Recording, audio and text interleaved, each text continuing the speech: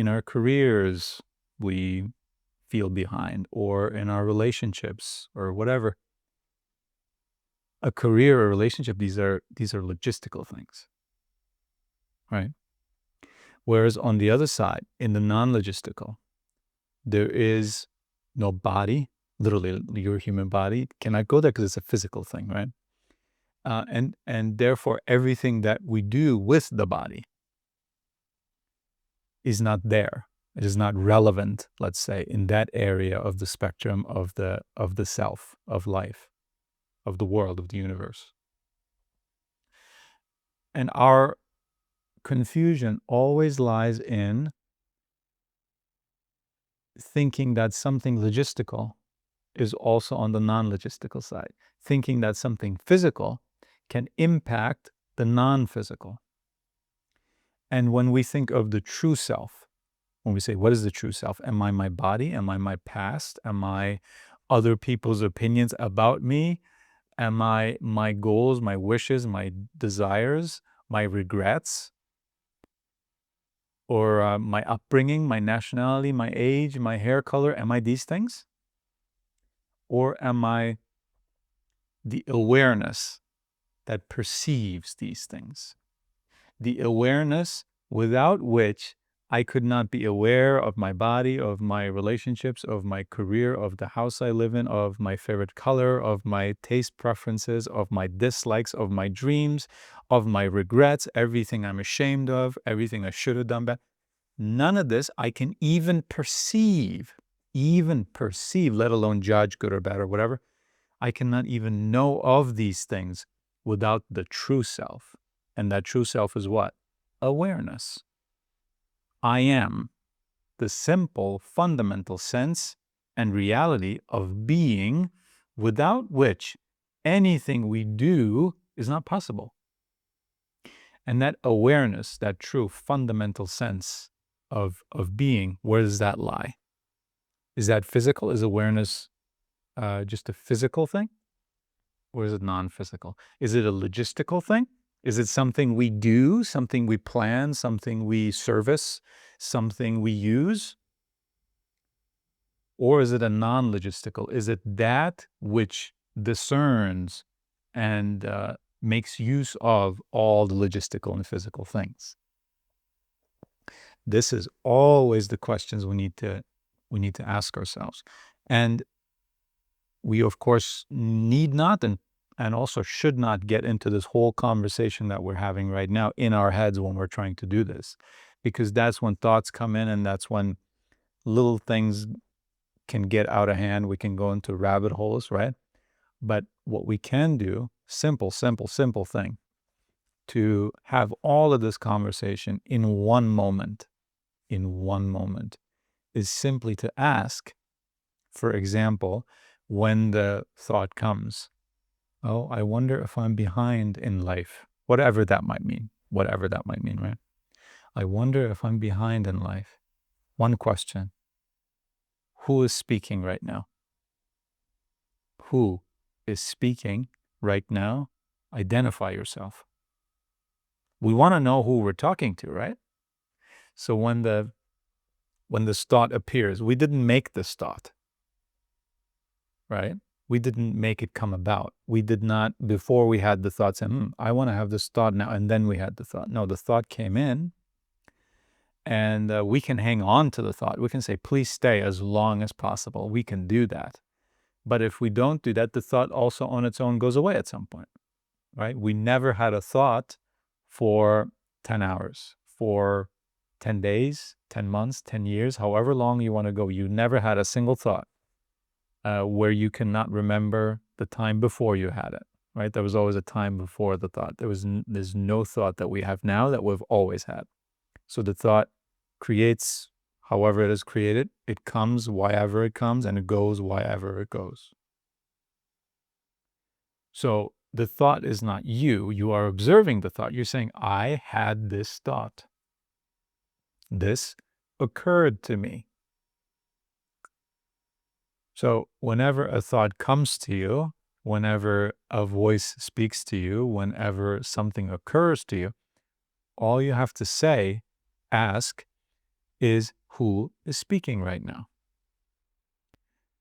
And then you can notice, well, behind in life, okay, where does time exist? In the physical or in the non-physical? In the logistical or the non-logistical? Where does time exist? I would say it exists in the physical, in the logistical, right? And where does a career exist? When we say I'm behind in life, what do you mean by life? Well, really, what I mean is my career, let's say. Okay, where does career exist? In the logistical or the non-logistical? In the physical or the non-physical? That too in the physical, in the logistical. Okay, so now we really know who's speaking.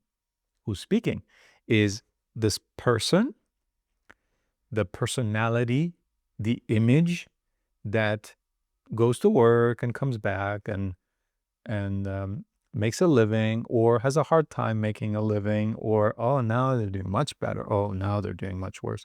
Now COVID, right? And now relief. Okay, we're going back to normal a little bit. That person is speaking right now. That person is feeling behind in life, or is wondering, am I behind in life? Or compares themselves to others and says, oh, I'm much ahead. I am much ahead than this person. I don't know what I was worrying about. Whatever is being said, it is being said by this person. Now, the ultimate question is, are you this person? Or is this the person of you? Are you this person? Or is this the person of you? Right? Because this person too can go away.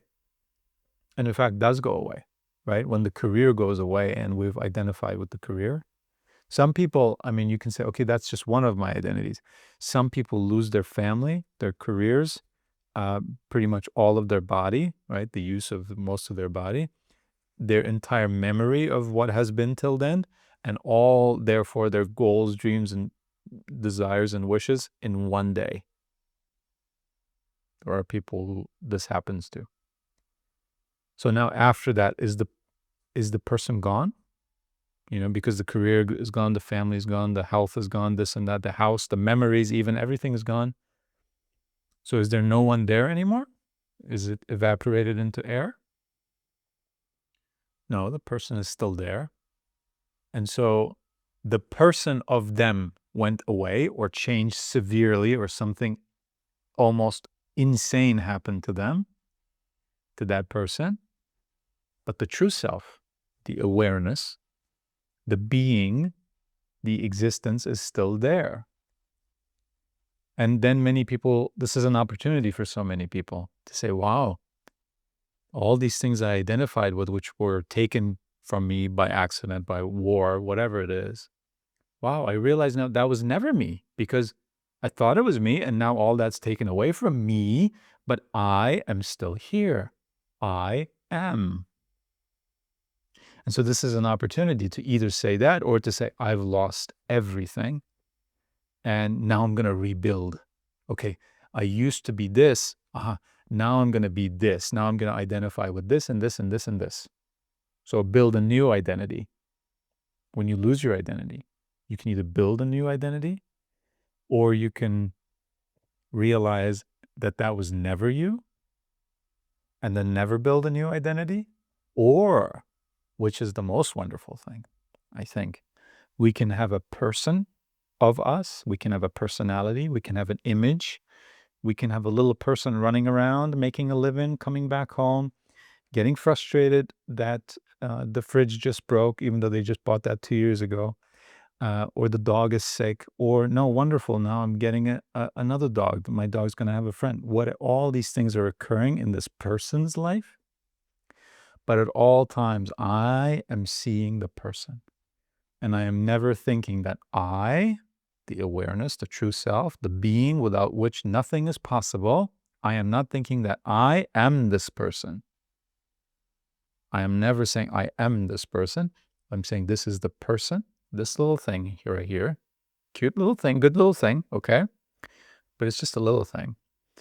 That is the person of me. And when you do that, you can still think about the career. You can still instead of judging, which is what so many people do, you can now discern. The difference between judging and discerning is that there's no emotion involved, pure reason. Reason guided by love, reason guided by justice, reason guided by truth. Now we can discern with love, justice, and truth rather than judge with anger, regret, and desire. What a big difference. So now we can discern, is this person behind in their career? Okay, maybe this person is a little behind. Is this now a reason for regret, shame, resentment? The world is against me. Well, I'm applying for promotions, but I never get them, and that's unfair. Do we want to live like this? Or do we want to say, objectively, yeah, okay, I guess for my age, for my education, for this and that, not quite there where other people that age with that education are. Now, is this a problem?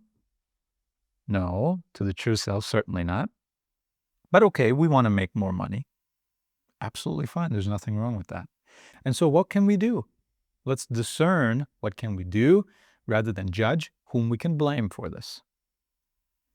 And so many people, when I say judge and hate, they don't even judge and hate other people only. They judge and hate themselves.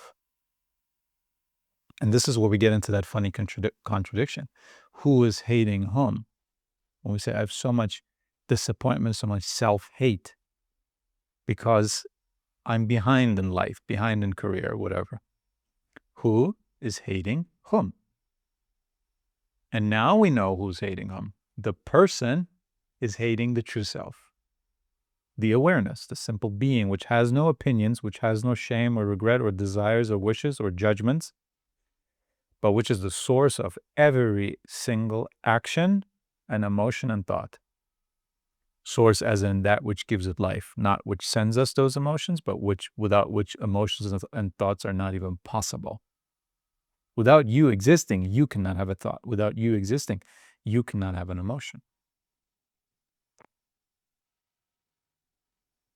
So simply saying, who is speaking right now? And if it's something that is not acceptable to discernment, to that pure reason guided by love and truth, the question might be, or the thought, the emotion that comes might be dismissed altogether. I'm saying, who is behind in life? And why is that a problem? Pure reason guided by love and truth will ask you this then. Say, why is this a problem? And the little person that wants the career, that feels so neglected, that feels so discouraged and so disappointed, will say, well, it's good for me to have a great career. I want to make my dreams come true. And I wanted this forever since I was a child, and my parents want to be proud of me. I want to make them proud. And the reason was, okay, you need to go sit down, calm down. Okay, none of this is a problem. None of this is a problem. And so how else is peace possible? I want to know this, right? This seems to work for me. This seems to make sense to me. And if something else makes sense to someone else, that is excellent for them. I wish them well. I wish them the best. But I wonder, how else is peace possible? And isn't it amazing that peace is possible with so simply? Not by attaining the career, not by having to get someone else's approval, not by being liked by someone or being highly regarded, having a great reputation, making a lot of money, not with all these things which take so much time and so much effort and are never guaranteed and are always under the danger of peril. But this true self can look at that and have no problem with anything. Yet at the same time, it is still allowed to go for whatever career, to go for money, and I want to have a lot of friends, and I want to do this and that. Fine, if that makes sense to you, and you've discerned that to be a right and proper thing for you to do, then not only are you allowed to do it, you will be in the best position to do it.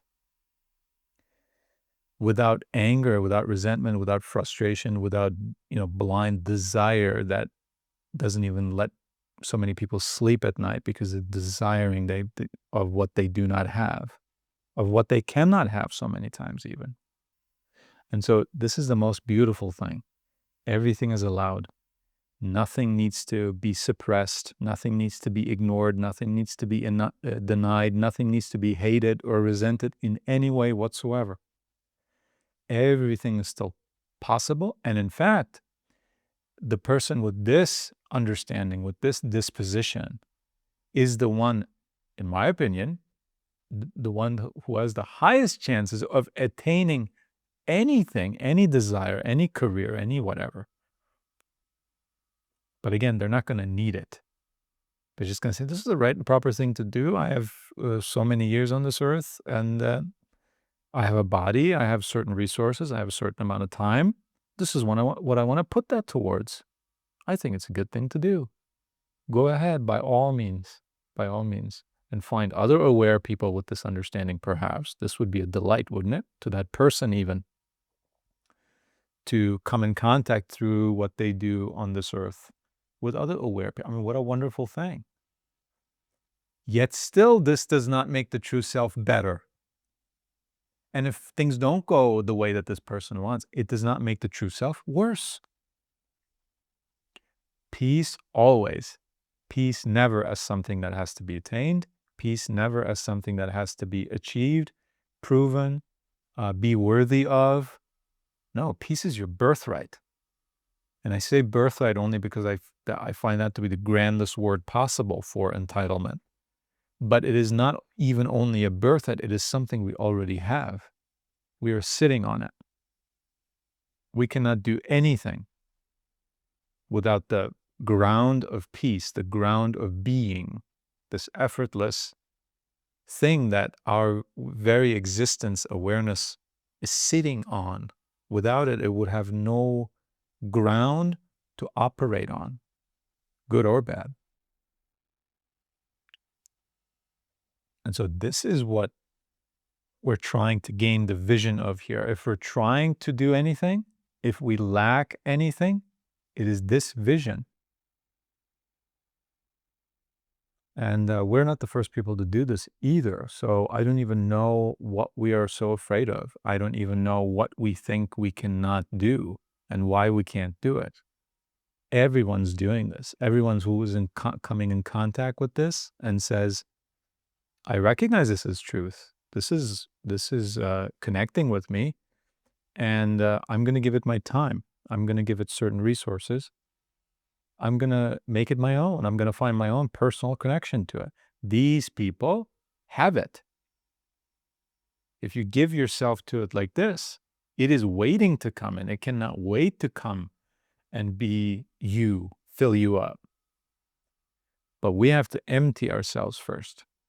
We have to empty ourselves of the confusion between logistic and non-logistical, physical, non-physical. What is the true self? This is why the ancient Greeks are saying, know thyself. When you know thyself, you know everything. And you can do everything. And knowing everything, that includes peace. And so I think you'll agree with me, it is once again an issue of the vision of the true self, which includes the vision of what is logistical, what is non-logistical, and can these two things touch each other? Can the physical touch the non-physical?